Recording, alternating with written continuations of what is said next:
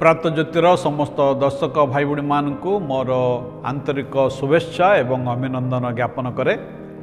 ईश्वर धन्यवाद हो जे प्रत्येक दिन आपण माने ये कार्यक्रम देखुंती मु विश्वास करुच्ची जे कार्यक्रम देखा द्वारा आपण माने ईश्वर आशीर्वाद पाउछंती। जदि आपण ईश्वर आशीर्वाद पाई तेबे लिंक को अन्य मान सहित शेयर करूँ जीपरी से ईश्वर आशीर्वाद अंश होबार सुजोग पाइबे। तेबे आसंतु माने आज कार्यक्रम को आगु को जीवा।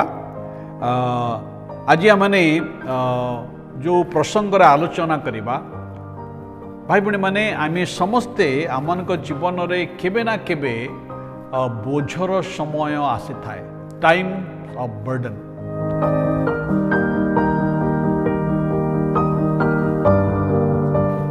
आउ अनेक समय आमानकर जीवन बोझ पालटि जाई थाए। अनेकों जीवन रे जीवनटा असह्य मन हुए, बोझ परि हुए।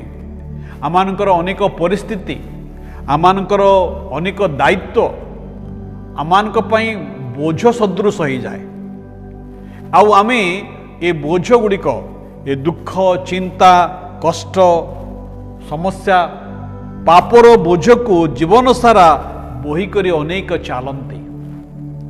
किंतु ए बोझ गुड़िक आम जीवन रे निराशा, हताशा एवं असुख एवं तिक्तता आनी थाए। लोक माने जीवन प्रति तिक्त हो उठती।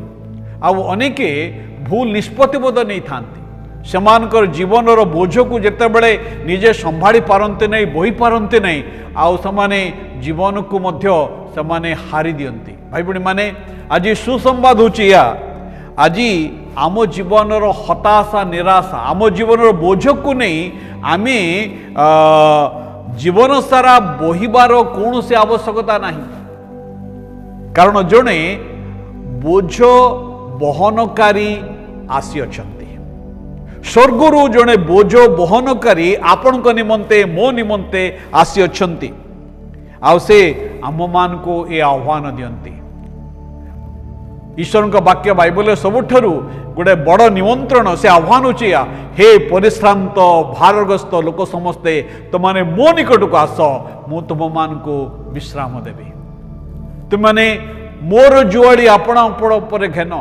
भाई भाई माने ईश्वर आम को प्रेम करती एवं से आम मान को चाहती आम जीवन रो बोझ आमे तांको प्रदान करिबा।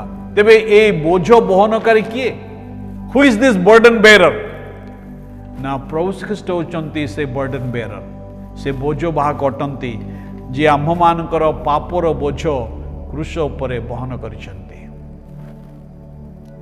जीवन रे जेते ओजनिया बोझ रही, भारी बोझ रही, सबुठारु पापर बोझ बहुत भारी अटे। पापर बोझ बहुत भारी अटे।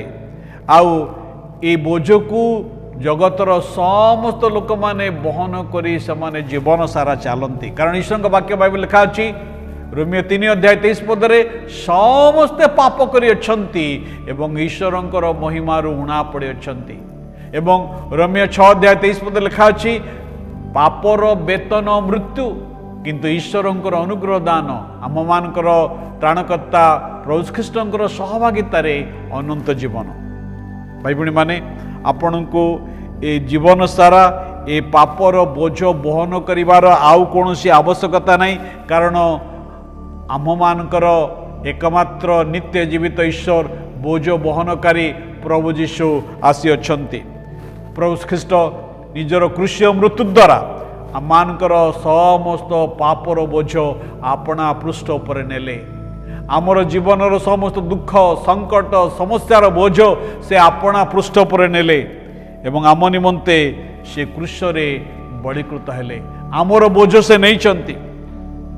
से द्वितीय करंथियो तार 5:11 पद कथा लिखा अछि जांक ठारे पापर लेस मात्र नथिला तांको से आम मानक पाप स्वरूप कले, जेपरि आम्भे माने तांको द्वारा ईश्वरंकर धार्मिकता स्वरूप हो। से आम मानकर पाप बहन कले। कल्पना करंतु जड़े व्यक्ति गोटे ओजनिया बोझ नहीं से गोटे नदी रे पहरिबा पई जीव, कौन हम? से बुड़ी जीव।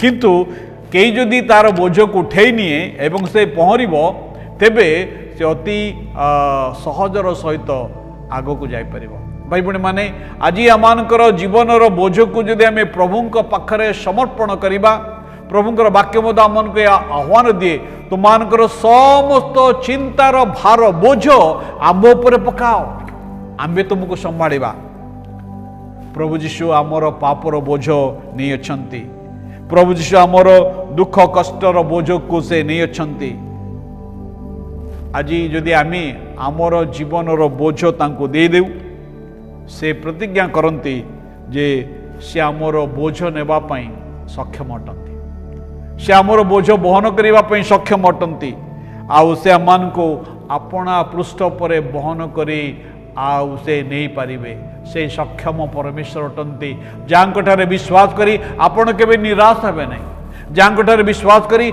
आपणकर हताश जीवन रे ईश्वर आपण को आशा देवे से आशादाता अटंती तेणु तांकठारे जदि आमे विश्वास करूँ प्रभु जीशु आम चिंता उद्विग्नतार बोझ बहन करती कारण से आम्भ मानकर जत्न नियंती ही केयर्स फॉर अस से आम्भ मानकर जत्न नियंती से आम्भ मानकर आवश्यकता को जोगांती ही सप्लाई ऑल आवर नीड्स आमान को वांट्स को से दियंती नहीं से आमानकर आवश्यकता को दियंती जगत रे बंचिबा पय आमान को खाद्य वस्त्र जहाँ आवश्यक ता से आमान को जोगांती अनेक समय आम अनेक विषय चिंता कर चिंता आम जीवन समस्यार समाधान नुहे जो मैंने चिंता करती से माने ए प्रकार जीवन मध्य आसता से गाड़ीटा को तो से स्टार्ट कर दियंती एक्सीलेटर उपरे गोड़ रखती